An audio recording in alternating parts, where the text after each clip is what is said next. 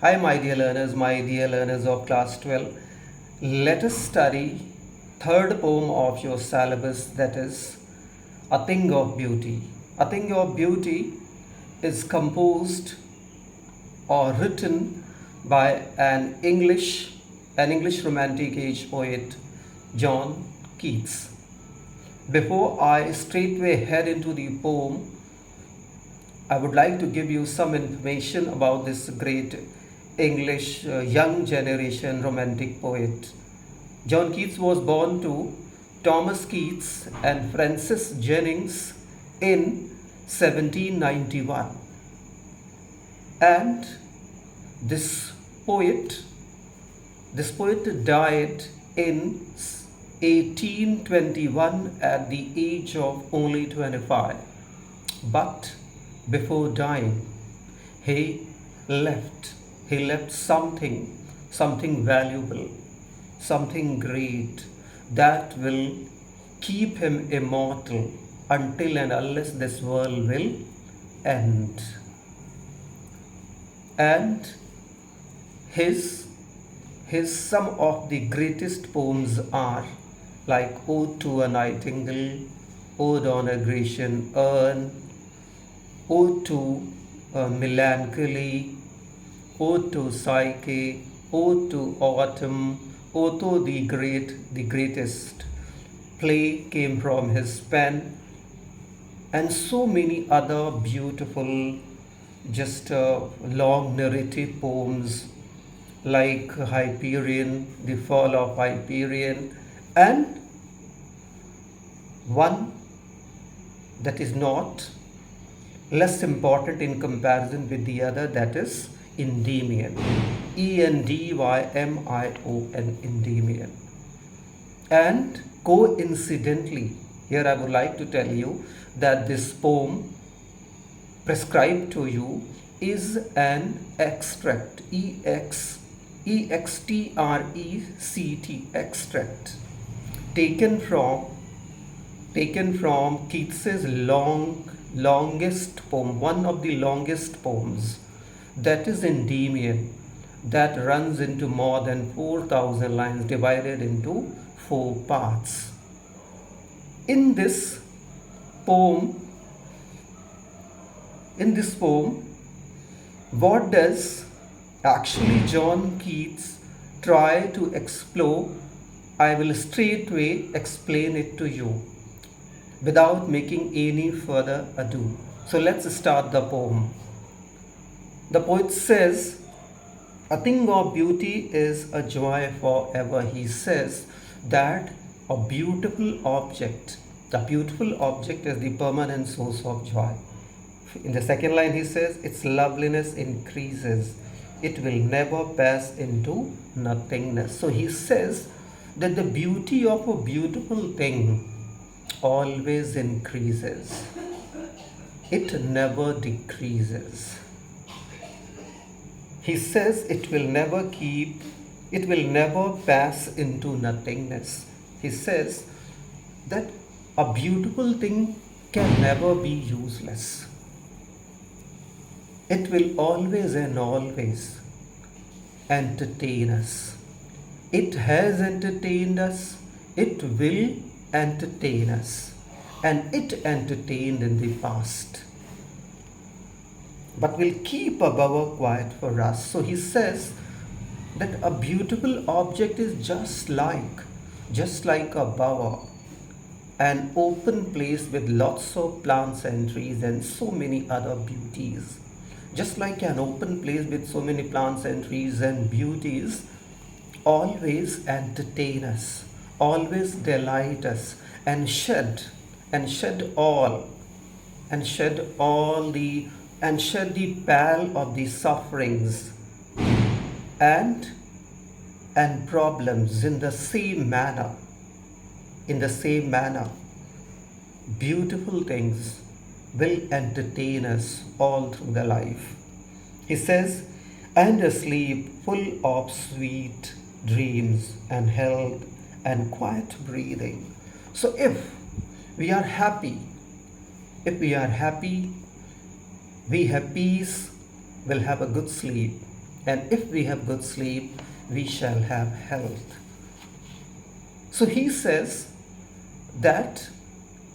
he says that the natural beauty, the beauty of the nature, is a kind of a permanent source of joy. And this permanent source of joy will never end or will never exhaust.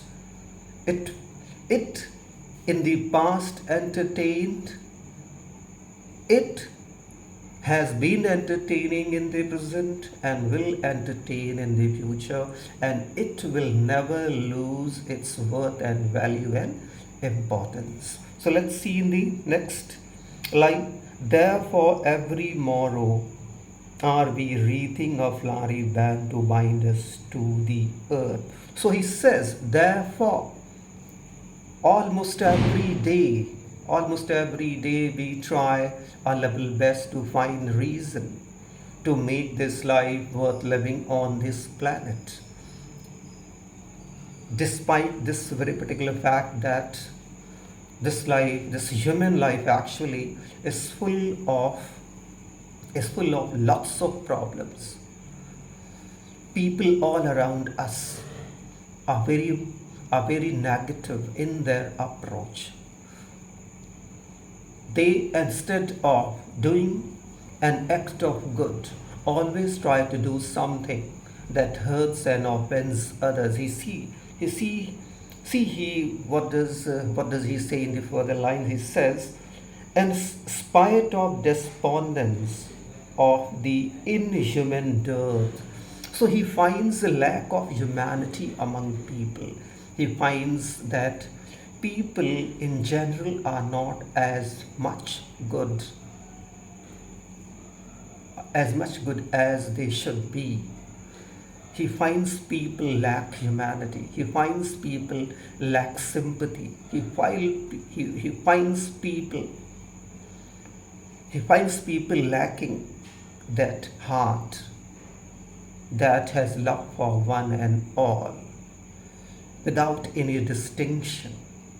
Even then, we people should try our level best to find reasons to like this life, to love this life. Because who we are to take life. Because God has given us life. So God has the right to take this life. We do not have a right to take our life by our own hand. So we should find valid reasons. We should try our level best to find ways to love this life and to take this life. No doubt at all that people all around us are greedy, selfish. They make our life miserable by doing this and that. Even then we should try our best to be positive and optimist amid all the complications and negativity and pessimism. See the next line. Of noble natures, of the gloomy days, of all the unhealthy and over-darkened days, made for our searching. Yes, in spite of all, some shape of beauty moves away the pall from our darkest spirit. So he says, no doubt at all, life is full of complications and problems. Nevertheless, we should try our level best to make it worth living. See the next lines.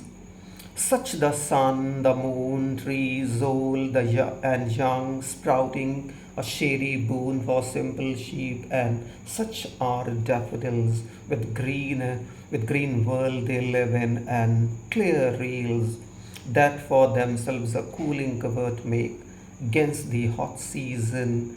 The amid forest brake, rich with sparkling of fair musk rose bloom. So he says, therefore, therefore, we should look at the beautiful elements of the nature, beautiful objects of the nature, like the sun, the moon, the stars, the trees, and so many other things. See their beauty, how beautiful they are.